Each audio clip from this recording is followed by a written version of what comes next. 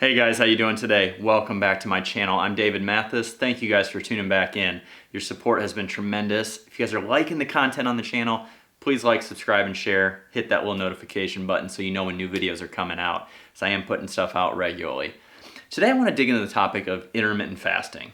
Now it's something we all have heard quite a bit about, especially if you are in the fitness industry or are interested in nutrition and training in general. But I want to talk a little bit about what intermittent fasting actually is, and is it a superior way to take in your nutrients? First of all, intermittent fasting is not a diet, right? It is an approach to eating your calories during the day.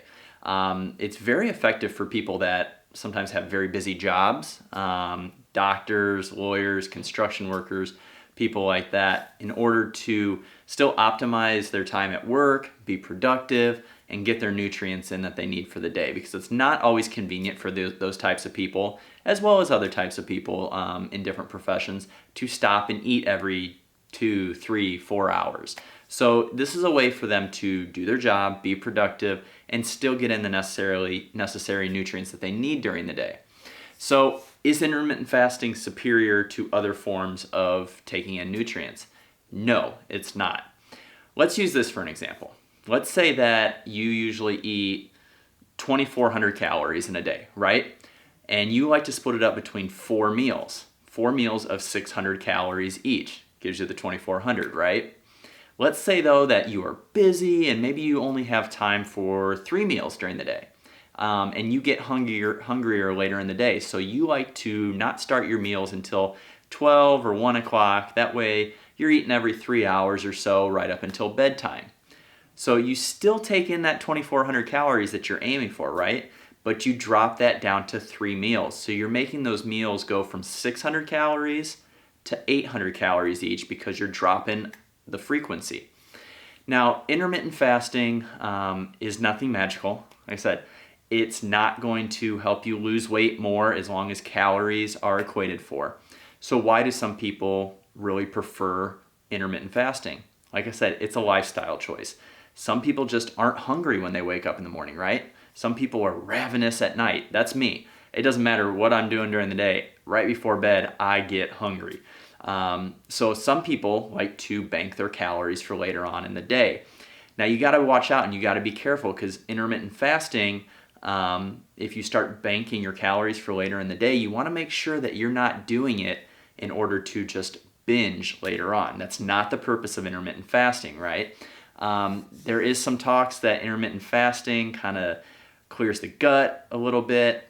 Now, I think that this is a little overstated. I think that there are a few benefits to intermittent fasting, but definitely not to the extent that some people are taking it, where it's a life-changing way of eating, right? Intermittent fasting is a great tool if it fits your lifestyle. It's not necessary to lose fat any more than just being in a caloric deficit is, okay? So you have to understand yourself, you have to understand your preferences, you have to understand when you get hungry during the day, because not all of us are hungry as soon as we wake up in the morning. Me, I need breakfast. Like 4:30, 5 o'clock rolls around, because I get up early. I am ready to eat. I don't like personally intermittent fasting, because for me, I can do it, but it leads to not being able to control myself later on, right? Because my hunger is so ravenous. So understanding your body, understanding your preferences, understanding your schedule, things like that, is going to be handy when trying to decide if intermittent fasting is right for you. So some tools that you can do if you do want to practice intermittent fasting is try drinking a lot of water the first part of the day, right? Kind of cleanse your system or whatever. There are different intermittent fasting protocols. Some people go as extreme as a 24-hour fast, which I don't truly like. I don't recommend to anybody. Some people are on the 16 and 8 schedule, meaning that they fast for 16 hours and they have an 8-hour feeding window, okay? So like I said before though, it doesn't mean that you take in any less calories than what you are aiming for your specific goal. It just means that you fit your calories in a shorter amount of time, right? Or maybe a shorter amount of meals.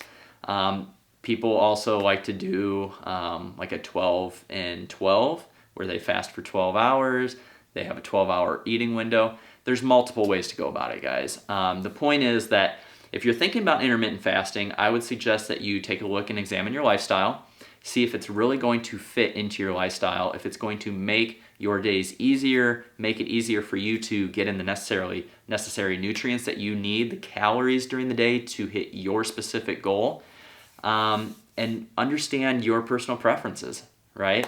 Are you hungry in the morning? Are you hungrier at night? What meals during the day are you just not really feeling up to? And try to fit it into a schedule that's going to be successful for you, because if you are not consistent and it's not sustainable for you, it's never going to work. So do I promote intermittent fasting? I personally don't really get too much into it. I think that there could be a useful benefit to it as a tool for some people, maybe especially later on deep into prep when your calories are lower. You really want to feel satiated after a meal, so maybe you intermittent fast for part of the day and have bigger meals at night. Everything is just a tool, guys. You need to arm yourself with a toolbox full of different tools. You're not always going to use a jackhammer for every project you use, right? But knowing that it's in there, knowing that you have that tool in your toolbox makes things easier down the road. So if you're thinking about intermittent fasting, just a few things to consider. Leave a message in the comment section below. Do you intermittent fast? What do you like about it? What do you not like about it? Or have you in the past and it just didn't work for you? Let's get some conversation going in the comment section below. Thank you guys for tuning in. I hope maybe this cleared a little something up about intermittent fasting for you. If you have any more questions or looking for coaching, please reach out to me, david@biolane.com. You can find me at Mathis Fitness on Instagram. And I'll be catching you guys soon with another video. Thanks again for tuning in. Please like, subscribe, and share if you've enjoyed it.